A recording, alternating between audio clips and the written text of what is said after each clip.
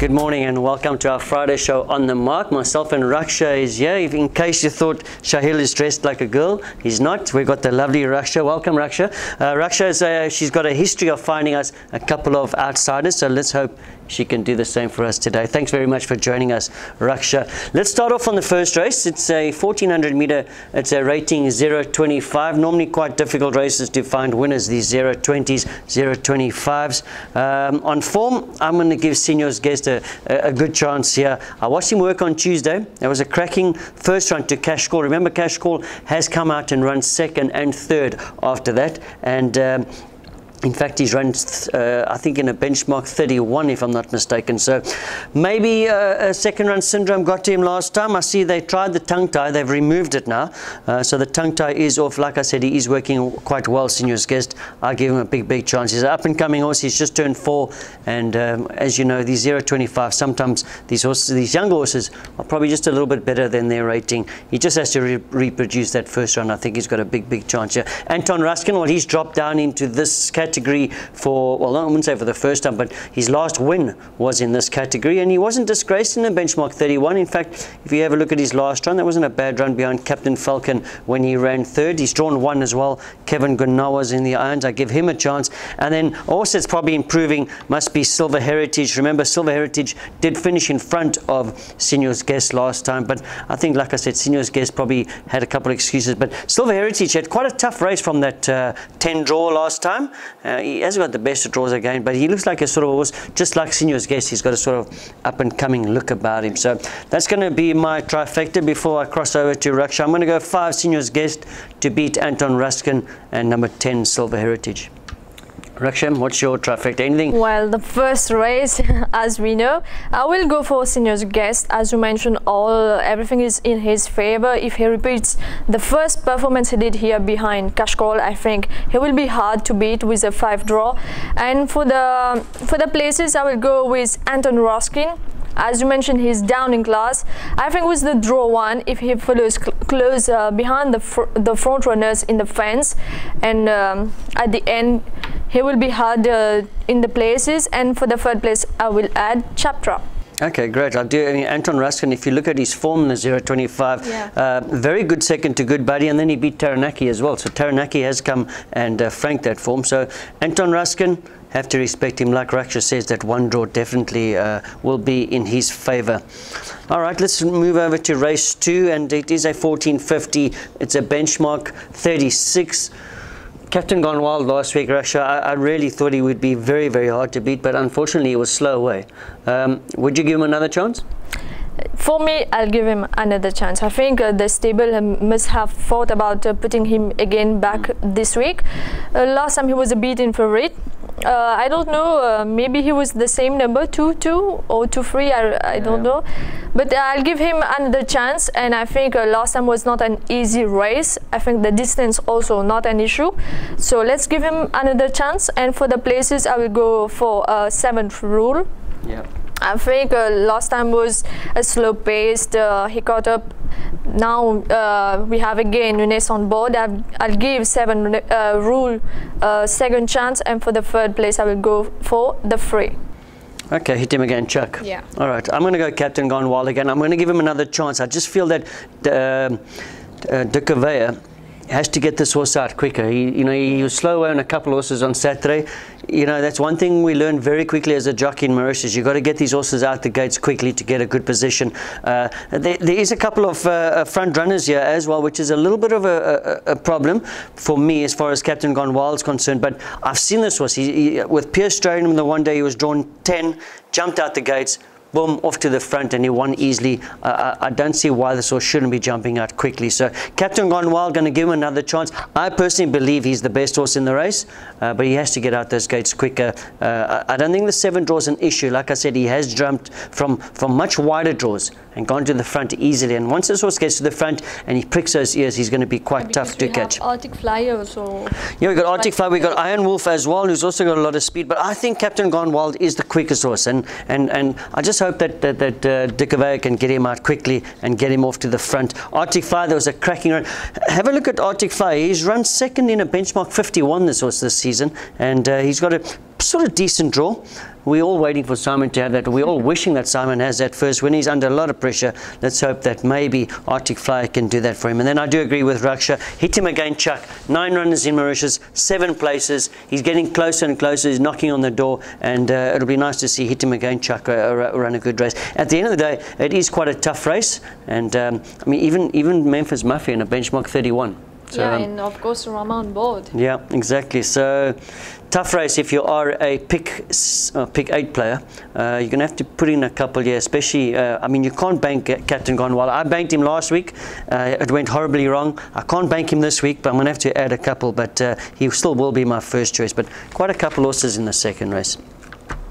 Right, let's move over to race 3, benchmark 41. And once again, quite a tough race. I'm going to go with Cyber Special, purely because he's drawn 2. Have a look at his last 3 runs. He's been drawn 9, 8, 8. He's had to come from quite far off the pace, and I just think in this 1500, if he's going to be a little bit closer, he runs his heart out the source. He always gives a very good performance of himself. Have a look at his form: 7 runs, 3 wins, 4 places. He's beaten Blow in the Box in the past, and I think even though he's beaten Blow in the Box, I think that there's nothing in it as far as the weight's concerned. That was a 1500, so nothing says he can't beat Blow in the Box again. So Cyber Special, purely because he's got the good draw. 1500, I think he's going to be a little bit closer. He's going to be my first choice. Gunston, obviously, he's got some good form. He ran 2nd to the Byzantine. Boyer last time ran 3rd to the Byzantine. So once again, I'll put Gunston in front of Boyer. It's going to be tough for Boyer from that draw, actually. He's not an easy horse to ride. The 10th draw, that really puts me off. But yeah. I think with the pace and all, I think he might be in the placings. Yeah, the reason why I think Boyer, because he's just not an easy horse to ride. You've got to get him to switch off quite quickly. He has proven in the past that he can pull. And I thought Olivier Placet rode him well last time from a 9 draw, got him in quite nicely. But you never know, you know, sometimes races don't work out for you. And if he's caught a little bit wide, he's going to pull. It all depends on the situation. That's what's put me off about Boyer. And then obviously that's why you I put it on the 3rd place. Yeah, exactly. Well, I put him down as 4th. My 3rd choice is Blow in the Box. I think the tongue-tied helped him. He looks a lot, I wouldn't say better. I'm not knocking Pritam Dabi at all. It just looks like this horse has enjoyed his change of environment. He won a good race last time. He beat Al Sakra. Al Sakra came out and franked that form. But he has run 2nd to Cyber Special. Cyber Special has beaten him and on purely the same sort of handicap. So tough race, but I'm going to give you my quartet. I'm going to go 8, 7, 1, 2. I don't know if there's anything you want to add, Raksha. No, my selection will go same. Cyber Special, Gunston and Boria. Okay, lovely. Let's move over to race 4, 1600 meter benchmark 51. Once again, quite a tough race. Quite a couple of horses here with chances. I like the fact that Rapid Attack has come down to a benchmark of 51. I know, yes, he's a 7-year-old. He's getting older, but he always runs good races. And just have a look at the horses he has run behind. Okay, he's run 2nd to Opera Royal, which we obviously fancy late on in the day.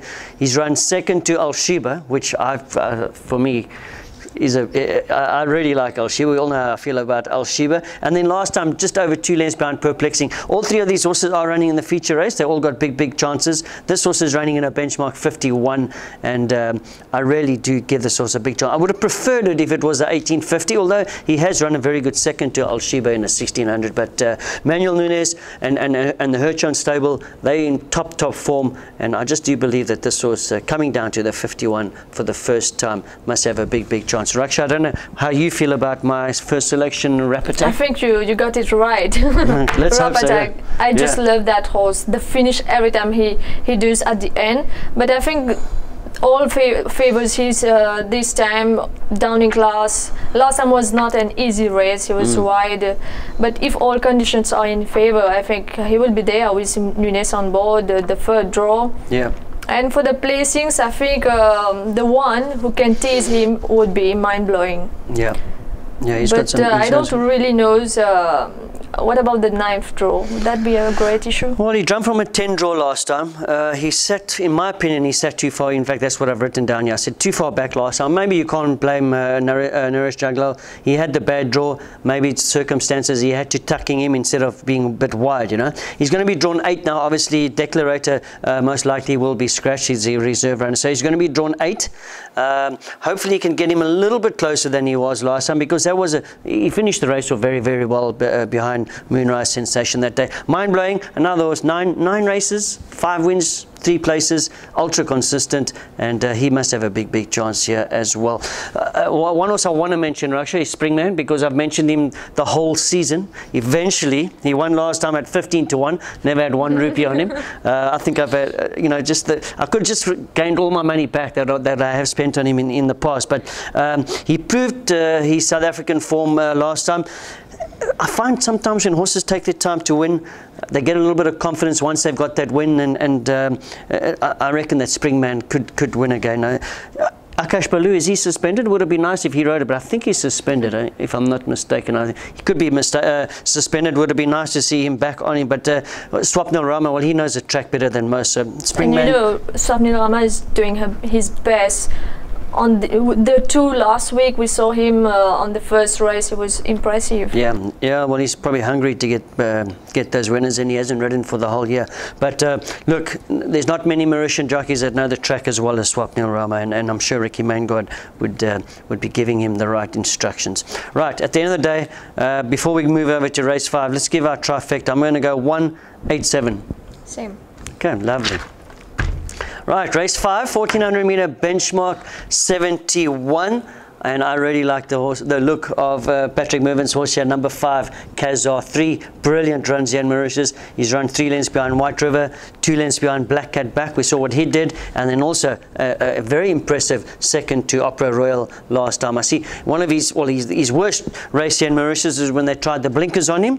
They removed it. He was running on strongly last time. Kazar working exceptionally well on Tuesday morning. I think that he could probably pull off his first win here in Mauritius in race 5. Danger's probably the thinker. Once again, just go back to that run on the 22nd of June when he ran 2 lengths behind Black Cat Back. He's drawn 3. I think we can all ignore that previous run last time in the 1600 when he was forced from that wide draw, and he sort of just fell into a hole towards the end there. And then Kings County, his penultimate win was his penultimate start was a very good win when he beat 7th Plane. He's drawn 1 this time, and I think maybe possibly could have gone a little bit too quick last time, yeah. Kings County.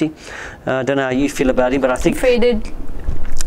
Raksha, I don't see anyone else really hassling Kings County out in front. I mean, if you have a look at it, he's drawn 1. He's probably going to pop out, get to the front. He won't be going too fast this time, in my opinion. I don't think there's no reason why he should be going too quick. And he probably could, if you go back to that win of 7th Plane, that was a cracking winner when he was drawn 10. And I thought he was going hopelessly too fast, but he managed to stay on and win. So he's definitely got a big chance here. I'm going to put him down as my 3rd choice. So 5. Kazar, the thinker, Kings County. Is there anything you want to add? I think Horse God will run a cracker one this time with someone's on board, but the only factor that worries me is the 10th draw. Yeah. But I think based on what he showed us in the past, I think he would be there. Yeah. And for the win, we have to respect Kazar. With Jamie Ali Hussein on board, I think they got a good connection between these two. Yes. Because last time he impressed me on that race behind Opera Royale, and I think if there is a good pace, he will be there. Okay.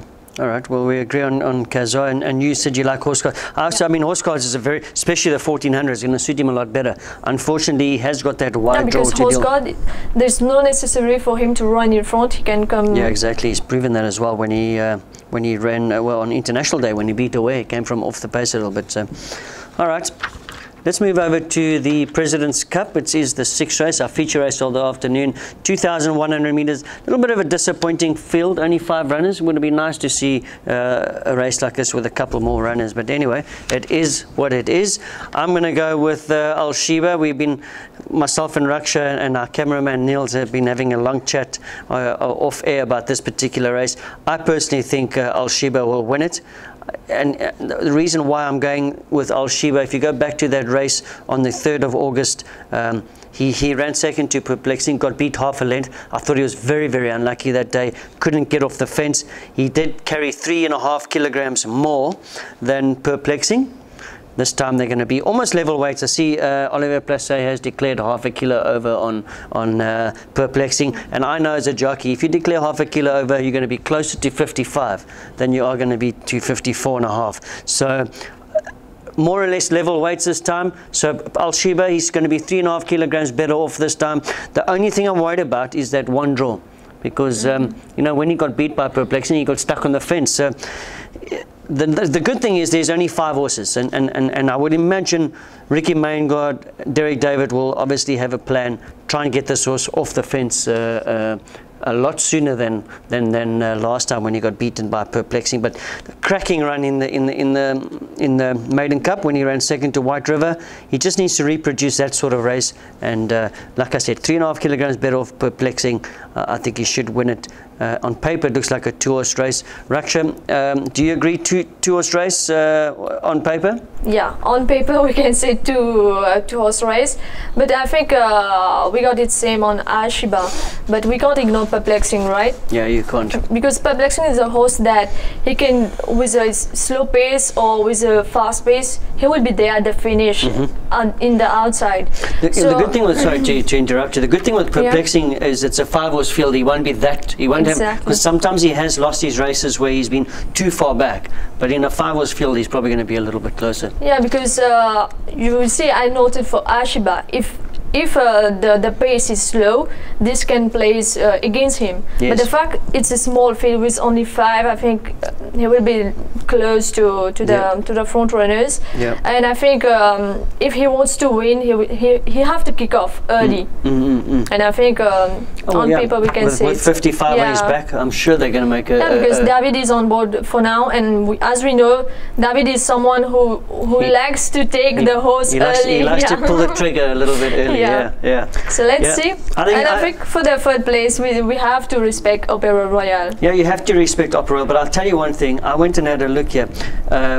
You know, Opera Royale was beaten, I think, 1 1/4 lengths by Opera Royale. Overshadow was beaten 1 1/4 lengths by Opera Royale. Over 2,200 meters, he is now 5 kilograms better off for that length beating. So I'm not gonna write off Overshadow. And the thing is, I think that he stays as well. I don't think he's gonna have a problem with the distance. He did run, well, he did win a good 18.50 from behind. So Overshadow, I think he might just sneak in for that 3rd place. So if you are a trifecta player, maybe go 4, 5, and 3. And then you can also go 4, 5, and 2, but obviously the 4, 5, 3 result is going to pay a little bit better than Opera Royale running 3rd. Right, I'm going to finish the day off with 2 bankers. The Jerome Tenant Cup, it's a 1600 meter benchmark 31, and I made this also a good thing last time, inauguration. He proved me right. He won a very good race. In fact, it looked like he just jumped in at the 200 meter mark. Cedric Sejon was looking over his shoulder with 50 meters to go. They tongue-tied him. He won a very good race. I think he's going to be too good for this field. I like this horse. I think he's a decent horse, and I'm going to make him my first choice. In fact, I'm going to go as far as to say that I'm going to banker him. And the reason why I'm going to banker him is obviously Carlton Heights given an excellent ride by Eric Guane last time, but this horse likes to be right up there with the pace. And well, you've got Jet Path, you've got another horse on a Flying Arrow. There's Middle Path. There's quite a couple of horses here that are going to sort of want to vie for that lead early on. And that's just going to play into the hands of number 6, Inauguration. So I'm going to bank Inauguration in the 7th race. I will go for the same horse. I think the additional 100 meters will play in favor. There's no issue about that, and we saw that last time how Cedric bring that horse, and this time he have Ramsamy on board and the 4 draw. But I will respect Carlton Heights. He was like impressive last race in front of all aboard, and I think this time he will run a good race. And for the 3rd place, I will maintain King's Empire. Yeah, you've always been a big fan of King's Empire. Every time every time Raksha sat here, she's tipped me King's Empire. I think I've tipped it about 10 times, and he's run 3 places. So, but he was trained with much caring and attention. He's obviously just been his last 2 races, he finished 2nd of Paddington Luck. That again encouraged, but again. Let's see. Yeah, King's Empire has been quite costly to follow, and probably like the horse that I mentioned earlier on, Spring Man will probably win when no one will, when I don't have a cent on it. All right, like I said, I'm going to finish off with 2 bankers. My bank in the last will be number 2, All Aboard. Some cracking form this horse, his last couple of runs. Well, his last 4, 5 runs, they've all been in the places. So his last 4 runs, he's run 2 3/3 and a good second to Carlton Heights last time. I think that, it was just a matter of heads up, heads down at the line. All Aboard's head was unfortunately up. Carlton Heights' head was down, and he managed to get up on the post. But if you go back to his run on the 6th of July, in a benchmark 31, 1850, there was a cracking third to Overdose, and look, Overdose has sort of gone off form slightly, but I rate him as a decent sort of horse for that category. So All Aboard, I think he's going to be a tough horse to beat here. Obviously, you have to respect number 5, Netflix. That was a terrific second to Consul of War last time. The draw's not an issue because he is a horse that comes from off the pace, and he's sort of like he has done okay over 1850. But if you go back to the international last year, it was 1850. He ran 5 lengths behind Overdose, whereas All Aboard has run 1 length behind Overdose. So that's why I'm putting All Aboard up in front. And then third, man from Seattle. The reason why Pierre Stradum got sacked, but he's done absolutely nothing since he's left. But if he jumps, I suppose 1850. He must be the 3rd best here, but I think it's going to be a tough task to beat the favourite All Aboard here. I will go for same. I think he's a banker of the day, if you can see. Tuesday he confirmed a good health also. And for the 2nd place, for me, I'll go for his Lucky at Last. Maybe he caught my eyes, and I think O'Reilly is on board with a good draw. He will be there on the placings, and for the 3rd place, I will maintain a man from Seattle. As you mentioned about Stridham, but this time there's a new jockey, and I think what happened last week, the jockey will try to make the proof, his proof. So let's see. He's under a little bit of pressure. I wouldn't say under. I mean, you know what happens here? You put yourself under pressure. Maybe the stable hasn't started putting the pressure on yet. But as a jockey, you're not doing as well as you want. You start putting yourself under pressure. So he's going to have to start shining on a couple of them soon, Mr. Dick Avea. All right. Well, that's the 8-race program. Your banker will probably, I suppose, we agree on the last. All Aboard. I think my bank of the day would be All Aboard and Cyber Special. Okay. And for a value bet, well, it was quite hard. It is tough to find a value bet. To get a value bet, and as we know, it's election coming, so we have to get a good outsider for you guys. And I think my value bet for the day will go mind-blowing. Okay, all right, I'm going to stick, my 2 bankers are going to be Inauguration, All Aboard. My value bet is going to be Springman. I just feel that this horse's South African form is brilliant. He's got that win under the belt now. He's going to probably have a little bit more confidence in him, and let's hope he can pull it off again. He won last time at 15 to 1. I think he could quite easily pull it off again. Obviously, Rapid Tax in the race there as well. It is a tough race, but I'm going to take a chance and value bet Springman. Right, that's a wrap. Thank you very much. We will be back next week, Wednesday. I think I'm still alone. Shahil's still writing exams. I don't know if he's studying to be a doctor, but anyway, I'll be alone next week. We will go through this meeting, and obviously we'll talk about a couple of training shots as well. Thanks very much for joining us. See you next week. Goodbye.